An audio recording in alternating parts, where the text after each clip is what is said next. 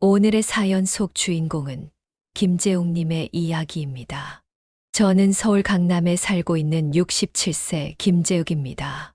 35년간 대기업에서 근무하다 상무로 퇴직했습니다. 아내 영주와 결혼한 지 40년이 되었고 아들 강훈과 딸 세희, 이렇게 두 자녀를 두고 있습니다. 단 한 번의 선택으로 저의 인생이 천국에서 지옥으로 뒤바뀐 충격적인 이야기를 들려드리겠습니다. 오늘 이 이야기가 여러분의 삶에 작은 교훈이 되길 바랍니다. 저희 채널이 처음이신가요? 그렇다면 지금 바로 구독과 좋아요 버튼을 눌러주세요. 그리고 알림 설정까지 해두시면 인생 사연을 가장 먼저 만나보실 수 있습니다. 평생을 바쳐 일한 대기업에서 임원으로 퇴직하던 날, 제 마음은 무거웠습니다. 35년간 온 열정을 쏟아부어 상무까지 올랐지만 아내 이명주의 눈에는 여전히 부족한 남편이었습니다. 퇴직금과 노후를 위해 따로 모아둔 저축금이 있었지만 아내에게는 늘 다른 임원들은 더 많이 받았다는 말뿐이었습니다. 강남 애들은 다 해외 유학 보내는데 우리 애들은 왜 국내에서만 공부시켰는지 알아? 당신이 능력이 없었잖아. 퇴직식 날 집으로 돌아오는 차 안에서 아내가 또다시 시작했습니다. 저는 그저 묵묵히 운전대를 잡았습니다. 두 자녀 강훈이와 세희는 모두 결혼에 독립했지만 명절이나 가족 모임에서 항상 느껴지는 시선이 있었습니다. 성공하지 못한 아버지, 그것이 제 자리였습니다. 여보, 이제 우리 제주도라도 한번 가볼까? 퇴직 후 며칠 뒤 조심스레 제안했습니다. 무슨 소리야? 다른 사람들은 다 해외여행 다니는데 제주도가 뭐야? 유럽 여행도 아니고. 당신 퇴직하고 놀 거 아니지? 퇴직금으로 뭘 할지나 생각해. 저는 한숨이 나왔습니다. 아내는 쇼핑, 골프, 명품과 각 모임에 들어가는 돈이 만만치 않았습니다. 그런 상황에서 제 인생의 모든 것을 뒤바꿔 놓을 사람이 찾아왔습니다. 상무님, 오랜만입니다. 잘 지내셨어요? 현관문을 열자 20년 동안 함께 일했던 후배 재성이 환한 미소를 지으며 서 있었습니다. 재성이는 저보다 9살 어린 후배로 제가 퇴직하기 2년 전 회사를 나가 사업을 시작했습니다. 아이고, 재성이 아닌가. 어서 들어오게. 반가운 마음에 그를 거실로 안내했습니다. 아내는 처음엔 무뚝뚝하게 대했지만 재성이가 큰 회사를 차렸다는 말에 급격히 태도가 바뀌었습니다. 아휴, 재성씨 대단하네요. 우리 남편보다 훨씬 앞서가는걸요? 재성이는 해외 대규모 리조트 개발 사업을 진행 중이라고 했습니다. 사실 저희 회사가 해외 리조트 사업으로 큰 수익률을 내고 있는데 상무님께 예전 빚진 것도 있고 감사한 마음에 좋은 투자 기회를 드리고 싶어 찾아뵈었습니다. 재성이는 태블릿으로 화려한 리조트 조감도와 그래프들을 보여주었습니다. 아내는 이미 완전히 넘어간 표정이었습니다. 여보, 이거 정말 좋은 기회 같은데? 당신 퇴직금 좀 굴려야지. 그냥 은행에 넣어두면 뭐해? 그날 저녁 재성이가 돌아간 후 아내는 계속해서 투자를 종용했습니다. 여보, 이런 기회 놓치면 안 돼. 옆집 박상무네는 벌써 해외 펀드로 30% 수익 냈대. 우리만 뒤처질 거야? 재성이 놈은 믿을 만한 후배인데, 그래도 너무 많이 투자하는 건 위험할 것 같은데, 혹시 잘못되면 우리 노후 자금은 남겨놔야지. 어휴, 당신 이래서 앞으로 무슨 일을 하겠어? 남자가 왜 이렇게 소심해? 그리고 믿을 만한 후배라면서. 아내의 계속되는 압박에 저는 결국 고개를 끄덕였습니다. 다음 날 재성이를 다시 만나 5억 원을 투자하기로 결정했습니다. 그날 저녁 아내는 오랜만에 저를 다정하게 대해 주었습니다. 여보, 역시 당신이 결단력 있게 나가니까 좋네. 이제 좀 여유롭게 살 수 있겠어. 덕분에 가정의 분위기가 한결 좋아졌습니다. 오랜만에 아내와 함께 산책도 나가고 좋은 식당에서 밥도 먹었습니다. 아내는 벌써 명품 가방을 새로 구입했고 동창회에 나가 남편이 퇴직하고 투자로 대박 났다고 자랑했다고 합니다. 2달 뒤 재성이가 다시 찾아왔습니다. 상무님, 사업이 너무 잘 되고 있습니다. 지금 추가로 투자하시면 더 큰 수익을 올릴 수 있어요. 아내는 바로 저를 재촉했습니다. 여보, 우리 집 대출 받아서 더 투자해. 그렇게 저는 남은 퇴직금과 저축금, 심지어 아파트를 담보로 대출까지 받아 총 15억 원을 재성이의 사업에 쏟아부었습니다. 아내는 처음으로 저를 능력 있는 남편처럼 대해 주었습니다. 자식들에게도 아버지가 대단한 투자로 성공했다고 했습니다. 오랜만에 느끼는 인정감에 저는 불안함을 뒤로한 채 아내 영주를 믿었습니다. 모든 것이 순식간에 무너졌습니다. 투자 10개월 차, 재성이가 갑자기 연락이 두절되었습니다. 처음엔 해외 출장이라 생각했습니다. 하지만 일주일, 2주일이 지나도 소식이 없었습니다. 회사도 찾아갔지만 문은 굳게 닫혀 있었습니다. 여보, 큰일 났어. 재성이가 연락이 안 돼. 떨리는 목소리로 아내에게 전화했습니다. 뭐라고? 당신 설마 사기당한 거야? 그 새끼가 우리 사기친 거야? 아내의 목소리가 날카로워졌습니다. 당신 정말 대기업 임원 출신 맞아? 어떻게 그런 놈에게 큰 돈을 남에게 맡길 수가 있어? 믿을 만한 사람이라며? 당신이 그랬잖아. 이제 어떻게 할 거야? 당신이 책임져. 당신 때문에 내 인생 망했어. 집에 돌아가자 아내는 난리를 쳤습니다. 화병이 날아와 벽에 부딪혀 깨지고 액자가 바닥에 떨어졌습니다. 20억이야. 20억을 날렸다고? 도대체 당신 머리에 든 게 뭐야? 당신 때문에 이제 어떻게 살아? 망했어. 이제 나는 어떻게 사냐고. 다음 날 급히 자식들을 불러 상황을 설명했습니다. 아들 강우는 얼굴이 하얗게 변했습니다. 아버지, 어떻게 그런 사기꾼에게 큰 돈을 맡길 수가 있어요? 딸 세희도 실망감을 감추지 못했습니다. 아빠, 그 돈은 저희에게 주셨어야죠. 어떻게 이럴 수 있어요? 며느리 지희는 저를 쳐다보지도 않은 채 남편에게 속삭였습니다. 여보, 우리 돈은 절대 안 돼요. 은호 유학 보내야 하는데. 가족회의는 비난으로 가득했습니다. 아내 영주는 결국 짐을 싸서 친정으로 떠났습니다. 당장 이혼해. 당신 같은 무능한 사람과는 더 이상 못 살아. 그렇게 몇 달이 지났습니다. 아파트 대출금을 갚지 못해 독촉장이 날아들었고 결국 집은 경매로 넘어갔습니다. 아들 강훈에게 전화했습니다. 강훈아, 아버지가 정말 미안하다. 당장 갈 곳이 없어서 그러는데 너희 집에 잠시. 아버지, 정말 죄송해요. 강훈의 목소리가 떨렸습니다. 지희가 많이 예민해서요. 차라리 세인애는 어떨까요? 세희에게 전화했지만 결과는 마찬가지였습니다. 아버지, 저희도 방이 없어요. 죄송해요. 정서방이 아빠가 저희 돈을 빌리러 오실까봐 걱정하고 있어요. 결국 저는 경매로 집을 잃고 서울 변두리 고시원으로 거처를 옮겼습니다.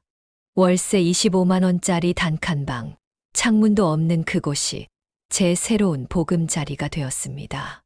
그 후 가족들과의 연락은 완전히 끊겼습니다. 설날에 강훈에게 문자를 보냈지만 읽음 표시만 뜨고 답장은 오지 않았습니다. 세희는 아버지, 지금 바빠요라는 짧은 메시지만 보냈습니다. 아내는 이혼 서류와 함께 당신 때문에 망한 내 인생, 절대 용서할 수 없어 라는 메시지만 남겼습니다. 고시원에서의 첫날 밤, 저는 이불을 뒤집어 쓰고 소리 없이 울었습니다. 대기업 임원으로 평생 성실하게 살아왔는데 왜 이런 일이 나에게 일어난 걸까? 아내와 자식들에게 아낌없이 주고 지원했는데 정말 제가 사기를 당하자마자 저를 외면할 정도로 제가 그렇게 무가치한 존재였을까?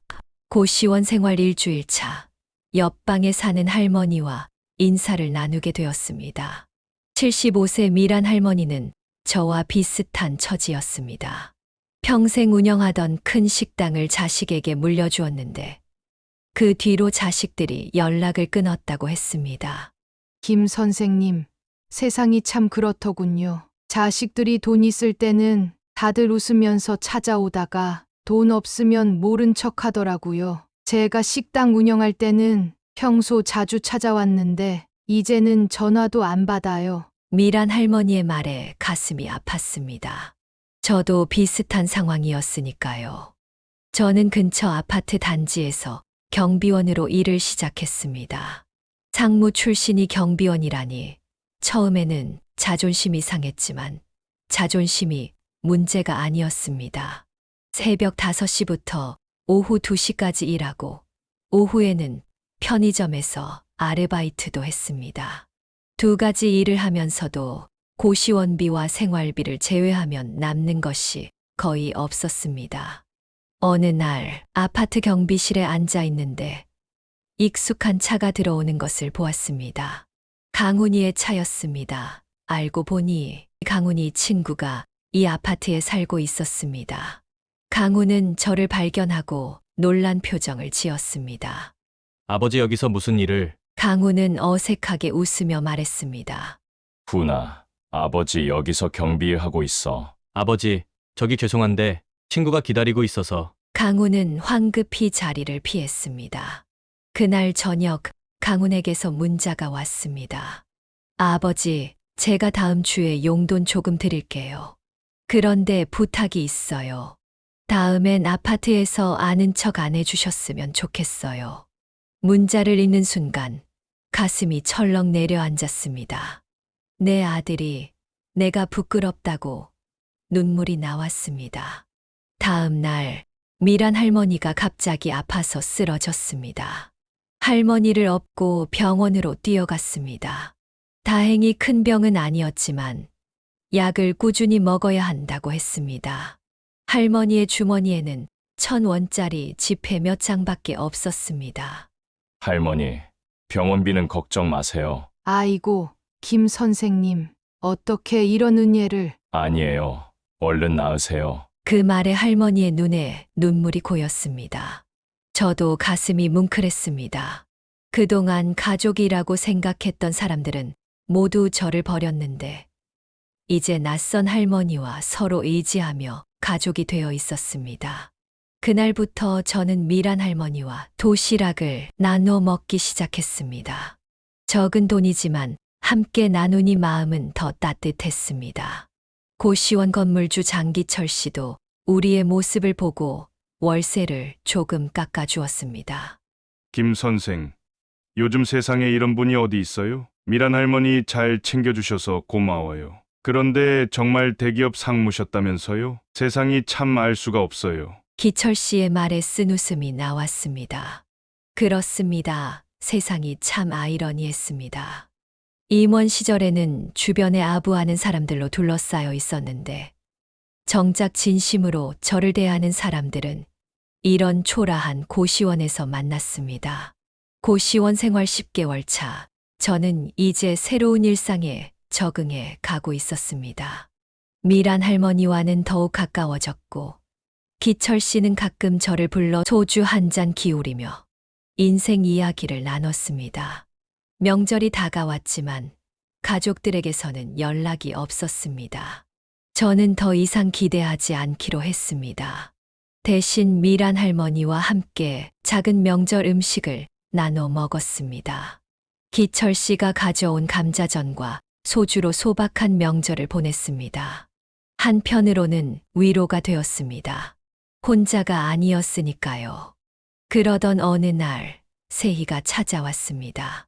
세희의 눈에는 당혹감이 가득했습니다. 세희야, 어쩐 일이니? 아빠가 여기 계시다고 강훈 오빠한테 들었어요. 세희는 어색하게 봉투 하나를 내밀었습니다. 용돈 하세요. 많지는 않지만. 저는 봉투를 받지 않았습니다. 고맙지만 아빠는 지금 일해서 먹고 살 수 있어. 내 용돈은 내가 써. 세희는 당황한 표정으로 봉투를 다시 가방에 넣었습니다. 아빠 정말 이렇게 사세요? 고시원에서? 그래, 이제 익숙해졌어. 좋은 이웃들도 있고. 세희의 표정에서 연민과 불편함이 교차했습니다. 아빠, 다음에 올게요. 하지만 그 다음은 오지 않았습니다. 세희의 방문 이후 다시 정막이 찾아왔습니다. 그렇게 3년이 지났습니다. 어느 날 아침 고시원 문을 두드리는 소리가 들렸습니다. 문을 열자 믿을 수 없는 사람이 서 있었습니다. 후배 재성이었습니다. 장모님, 정말 죄송합니다. 처음에는 환청인가 싶었습니다. 3년 전 제 20억을 들고 사라졌던 사람이 갑자기 제 앞에 나타났으니까요. 분노가 치밀어 올랐습니다. 재성이 너 어떻게 된 거야? 상무님, 제가 모두 설명드리겠습니다. 용서해 주세요. 재성은 제 좁은 방으로 들어와 무릎을 꿇었습니다. 그의 이야기는 놀라웠습니다.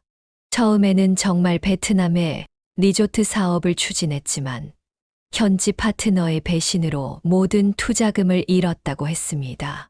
도망치듯 말레이시아로 건너가 작은 무역업으로 다시 시작했고 운이 좋게도 그 사업이 대박을 쳤다고 했습니다. 상무님, 정말 죄송합니다. 저 때문에 사모님과 이혼하시고 이런 곳에 저 이거 받아주세요. 상무님의 투자금과 이자입니다. 재성은 서류 가방을 내밀었습니다. 열어보니 통장과 현금이 들어 있었습니다. 통장을 보니 50억 원이 입금되어 있었습니다. 투자금의 2배가 넘는 금액이었습니다. 이게 사실인가? 네, 상무님 이것으로 시간을 되돌릴 수는 없지만 적어도 상무님의 노후는 보장해드리고 싶었습니다. 머리가 어지러웠습니다.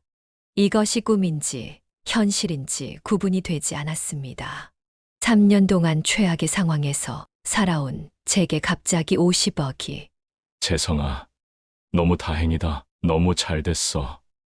회사 망하고 혹시 내가 안 좋은 생각을 했을까봐 걱정도 했었는데 그래. 내가 아는 재성이 너는 그럴 사람이 아니었어. 고맙다. 상무님 믿어주셔서 감사합니다.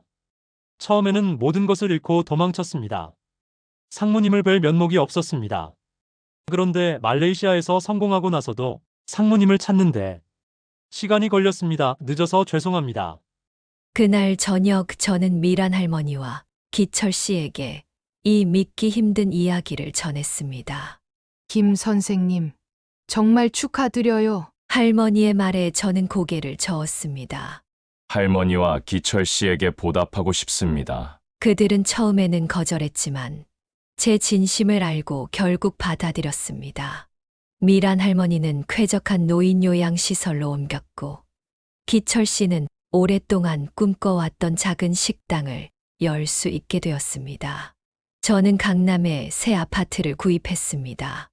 예전만큼 크고 화려하지는 않았지만 소박하고 편안한 집이었습니다. 혼자 새 집에 들어서니 묘한 기분이 들었습니다.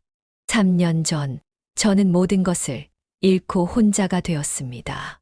그리고 지금 저는 돈을 되찾았지만 여전히 혼자였습니다. 한 달이 지나자 먼저 영주에게서 전화가 왔습니다. 3년 동안 한 번도 연락하지 않았던 그녀였습니다. 여보, 사실이야? 이재성이 돈을 들고 왔다던데. 그래, 맞아. 전화 너머로 영주의 숨소리가 들렸습니다. 잠시 침묵이 흐른 뒤 그녀가 말했습니다. 여보, 할 얘기가 있어. 잠깐 만나. 내가 집으로 갈게. 아니야.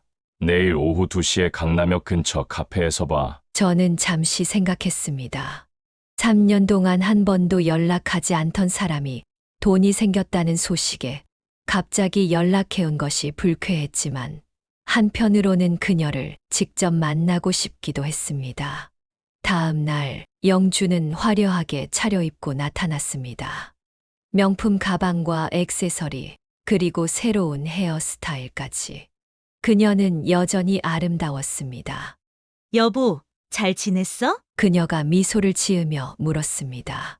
그럭저럭 그동안 고시원에서 경비원으로 일했어. 그녀의 표정이 잠시 굳었다가 다시 부드러워졌습니다.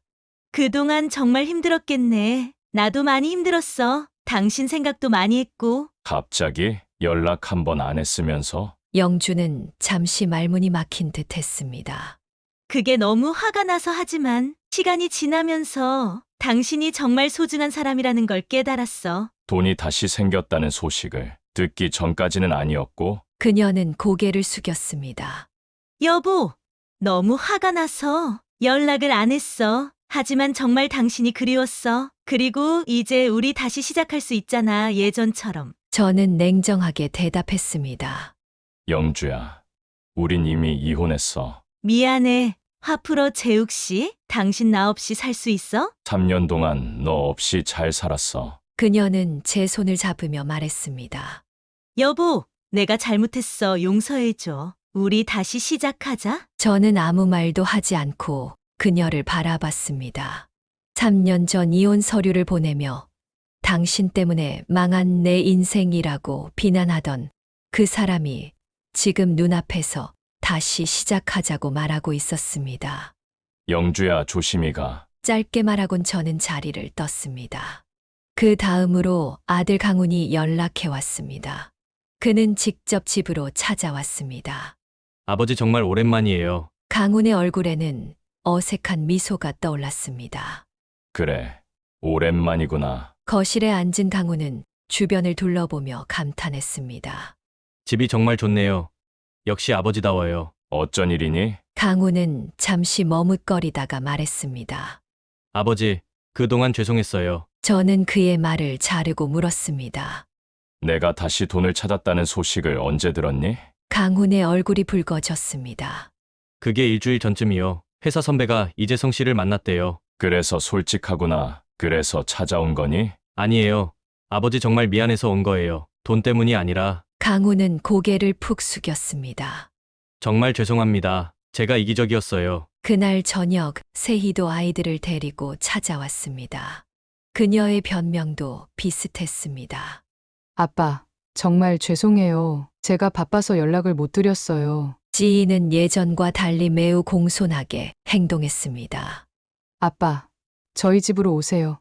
제가 잘 모실게요. 이들의 갑작스러운 태도 변화가 불편했지만 한편으로는 흥미로웠습니다. 제가 부자가 되자 그들의 태도가 어떻게 달라지는지 직접 볼 수 있었으니까요. 그날 밤 저는 마음이 씁쓸해졌습니다. 진정한 가족이란 무엇일까? 돈이 있을 때만 찾아오는 사람들이 과연 가족인 건지. 가족들의 갑작스러운 방문 이후 저는 매일 그들의 전화와 문자를 받기 시작했습니다. 아내 영주는 매일 아침 문자를 보냈습니다. 여보, 굿모닝. 잘 잤어요? 예전에는 단 한 번도 보내지 않던 따뜻한 안부였습니다. 강훈은 주말마다 찾아왔습니다. 처음에는 아파트 현관에서 돌려보냈지만 네 번째 방문에는 잠시 들어오라고 했습니다. 그는 조심스럽게 회사 이야기를 꺼냈습니다. 아버지, 제가 승진했어요. 축하한다. 강훈아. 사실 아버지께 드릴 선물을 사왔어요. 강훈은 정성스럽게 포장된 상자를 내밀었습니다. 열어보니 고급 손목시계였습니다. 고맙지만 이런 비싼 선물은 내가 써야지. 아니에요. 아버지 제가 정말 사드리고 싶었어요. 그의 눈에는 진심이 담겨 있는 것 같았지만 저는 여전히 의심을 지울 수 없었습니다. 돈이 생기자 갑자기 이렇게 변한 아들의 마음을 온전히 신뢰할 수 있을까? 세희도 일주일에 한 번씩 아이들을 데리고 찾아왔습니다. 손녀 은서와 손자 은호는 제가 가장 어려울 때 한 번도 보지 못했던 아이들입니다. 이제 그들은 할아버지라고 부르며 친근하게 다가왔습니다. 할아버지, 엄마가 할아버지 집이 멋지다고 했어요. 여기서 살고 싶대요. 아이의 순진한 말에 저는 쓴웃음을 지었습니다. 세희는 얼굴을 붉히며 아이를 타일렀습니다. 아내 영주는 더욱 적극적이었습니다. 매일 집 앞으로 도시락을 배달시켰고 주말에는 직접 찾아와 집안일을 도왔습니다. 여보, 내가 그동안 당신한테 너무 못했어. 이제라도 당신이 편하게 쉴 수 있도록 내가 다 할게. 영주의 변화가 진심인지 아닌지 판단하기 어려웠습니다. 3년 동안 전혀 연락도 없던 사람이 제게 돈이 생기자마자 이렇게 변한다는 것이 쉽게 믿기지 않았습니다. 그러던 어느 날 며느리 지희가 찾아왔습니다. 지희는 제가 어려울 때 가장 노골적으로 외면했던 사람이었습니다. 아버님, 죄송합니다. 말씀드릴 게 있어요. 거실에 앉은 지인은 한참을 말을 못 꺼냈습니다. 그러다 갑자기 눈물을 터뜨렸습니다. 아버님, 저 정말 죄송합니다. 제가 너무 이기적이었어요. 아버님이 어려우실 때 등 돌린 건 제가 강훈 오빠를 부추긴 거예요. 시아버지 때문에 우리 가정까지 망칠 순 없잖아. 그런 말을 했어요. 솔직한 고백에 저는 잠시 말을 잃었습니다. 사실 오늘 온 건 아버님께 돈을 빌리러 온 게 아니에요. 제가 진심으로 용서를 구하고 싶었어요. 아버님이 제 진심은 알아주셨으면 해서요. 지희의 눈물과 고백이 진심처럼 느껴졌습니다. 그녀가 떠난 후 저는 오랫동안 생각에 잠겼습니다. 과연 이들을 용서해야 할지. 그날 오후 미란 할머니를 뵈러 요양원으로 찾아갔습니다. 할머니는 깨끗한 환경에서 건강해 보였습니다. 김 선생님, 얼굴이 어두우시네요. 무슨 일 있으세요? 저는 가족들이 돌아온 이야기를 모두 털어놓았습니다. 할머니는 오랫동안 말없이 제 이야기를 들었습니다. 김 선생님, 가족이라는 건 참 이상해요. 때로는 가장 큰 상처를 주기도 하지만 또 가장 큰 기쁨이 되기도 하죠. 그들을 용서할지 말지는 선생님 마음이지만 한 가지 기억하세요. 용서는 상대방을 위한 것이 아니라 자신을 위한 것이랍니다. 할머니의 말씀이 가슴에 와닿았습니다. 용서. 그것은 상대방을 위한 것이 아니라 저 자신을 위한 것이라니. 생각해보니 그동안 서러움을 품고 있던 것이 오히려 저 자신을 더 힘들게 했는지도 모릅니다. 하지만 할머니, 그들이 정말 변했을까요? 아니면 그저 제 돈 때문에 돌아온 걸까요? 할머니는 미소를 지으며 말씀하셨습니다. 그건 시간이 알려줄 거예요. 하지만 한 가지 방법이 있어요. 그들에게 자신을 증명할 기회를 주세요. 그리고 지켜보세요. 진심이 무엇인지는 말이 아니라 행동으로 보이는 법이니까요. 할머니의 조언을 듣고 돌아오며 저는 한 가지 결심을 했습니다. 가족들의 진심을 시험해 볼 것입니다. 그들이 정말 저를 위해 돌아온 건지. 다음 날 가족 모두를 집으로 초대했습니다. 아내 영주, 아들 강훈과 며느리 지희, 딸 세희와 사위, 손주들까지 모두 모였습니다. 오랜만에 모인 가족 자리였지만 예전과는 다른 분위기였습니다. 모두가 조심스럽게 저를 대했고 과거의 일에 대해서는 언급하지 않으려 했습니다. 저녁 식사 중에 저는 목소리를 가다듬고 말했습니다. 오늘 중요한 이야기가 있어서 모두 불렀어. 모두의 시선이 저에게 모였습니다. 실은 며칠 전부터 계속 가슴이 아파서 오늘 병원에 다녀왔는데 아내가 급히 물었습니다. 여보, 괜찮아? 어디 아픈 거야? 의사 선생님 말씀이 심장에 문제가 있대. 수술을 해야 한대. 모두가 놀란 표정을 지었습니다. 그런데 더 큰 문제는 저는 잠시 말을 멈췄다가 계속했습니다. 얼마 전에 투자한 코인이 폭락해서 재산을 거의 다 잃었어. 뭐라고?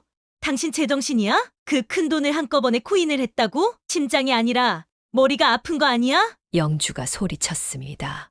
그래, 다 잃었어. 이 집밖에 남은 게 없어.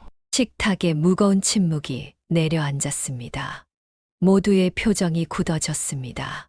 잠시 후 영주가 먼저 입을 열었습니다. 여보 미쳤어? 어떻게 또 그런 실수를 할 수 있어? 가족들은 생각 안 하는 거야? 그녀의 목소리는 떨리고 있었습니다. 아들 강훈도 충격받은 표정으로 물었습니다. 아버지, 어쩌다가 그 돈으로 코인을. 세희의 눈에는 실망감이 가득했습니다. 영주가 의자에서 벌떡 일어났습니다.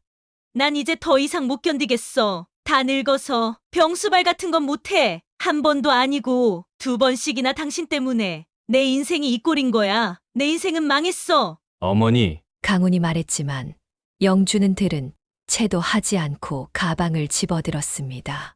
당신 같은 사람하고는 이제 진짜 끝이야. 꼴도 보기 싫어. 죽든가 말든가 알아서 해. 영주는 문을 쾅 닫고 나갔습니다. 거실에 다시 침묵이 찾아왔습니다. 저는 강훈과 세희를 번갈아 보았습니다.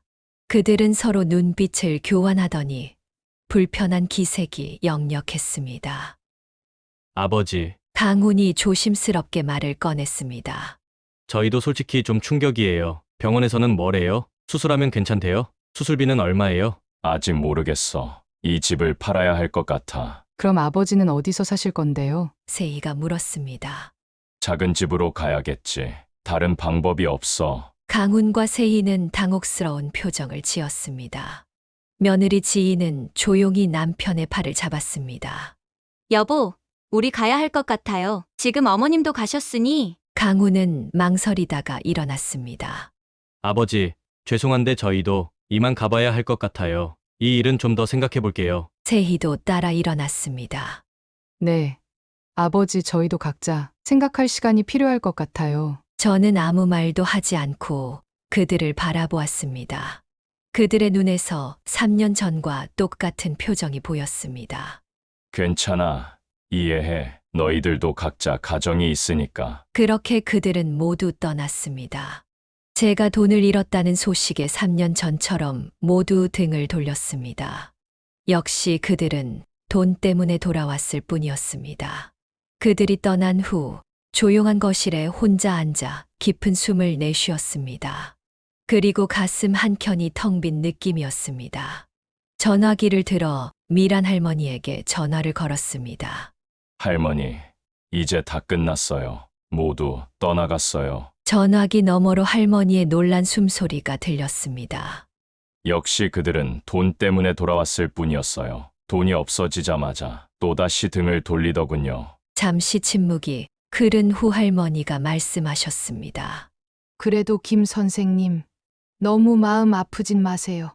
저도 이 나이까지 사람에게 받은 상처는 잘 안 지워지더라고요. 괜찮아요. 할머니, 이제 진실을 알았으니 마음이 편해요. 그리고 제게는 할머니와 기철 씨가 있잖아요. 진짜 가족이요. 내일 할머니 만나러 갈게요. 드릴 말씀이 있어요. 창문을 열고 밤하늘을 바라보았습니다. 가슴이 아팠습니다. 한강이 보이는 카페에서 미란 할머니와 기철 씨를 만났습니다. 둘 다 제 얼굴을 보자마자 환하게 웃었습니다. 김 선생님, 아프겠지만 마음을 잘 추스려 봐요. 미란 할머니가 말씀하셨습니다. 네. 할머니 솔직히 가슴이 너무 아파요. 차차 나아지겠죠. 저는 두 사람에게 제안을 했습니다. 전라도 고창의 바다가 보이는 작은 펜션을 여러 함께 운영하면서 살자고. 두 사람은 기쁘게 수락했습니다. 김 선생님이랑 같이 일하면 정말 좋을 것 같아요. 기철 씨가 감격스러워하며 말씀하셨습니다. 저도 고향이 그 근처라 더 좋아요. 미란 할머니도 기뻐하셨습니다. 몇 달 후 미란 할머니, 기철 씨 그리고 후배 재성이와 곧 완공될 펜션 부지에 임시로 세운 텐트에서 소주 한 잔을 나눴습니다. 해가 바다로 천천히 지고 있었습니다. 저는 세 사람을 바라보며 미소 지었습니다. 고시원에서 지냈던 시간이 오히려 제게는 축복이었습니다. 가끔 강훈과 세희는 안부 연락만 하고 있습니다. 그래도 자식이라서 문득 가슴이 저립니다. 영주는 재혼했다가 이혼했다는 소식이 들려왔습니다. 하지만 그건 더 이상 제 관심사가 아니었습니다. 이제 저는 진정한 부자가 되었습니다. 돈이 아닌 진심 어린 관계로 가득한 삶. 가끔은 인생의 가장 어두운 순간이 우리를 가장 밝은 빛으로 인도합니다. 제게 있어 모든 것을 잃었던 그 시간은 오히려 제 인생에서 가장 소중한 사람들을 만나는 계기가 되었습니다. 가족 혈연보다 더 진한 인연이 있다는 것을 나이 들어 비로소 깨달았습니다. 여러분의 인생에도 진정한 인연이 함께하길 바랍니다. 돈과 명예가 있을 때만 곁에 있는 사람이 아니라 가장 어두운 시간에도 작은 빛이 되어줄 수 있는 진짜 가족 말입니다. 여러분, 오늘 이야기가 마음에 드셨다면 좋아요와 구독 버튼을 눌러주세요. 댓글로 여러분의 생각과 경험도 들려주세요. 여러분의 응원이 더 좋은 콘텐츠를 만드는 원동력이 됩니다.